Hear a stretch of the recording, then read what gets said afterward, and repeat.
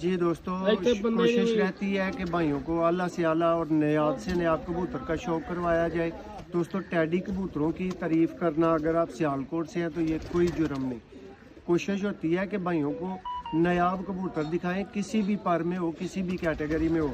शौक करें, आपको चस आ जाएगी, मज़ा आ जाएगा। और नए शौकीन दोस्तों के लिए ये जी एक लाजवाब ब्रांड टैडी कबूतर है दोस्तों।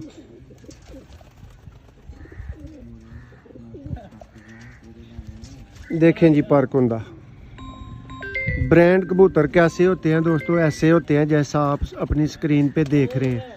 स्क्रीनशॉट ले लें, वीडियो को सेव कर लें, लेकिन आपने इस कबूतर को याद रखना है। आपकी कबूतरबाजी बना देगा ये कबूतर।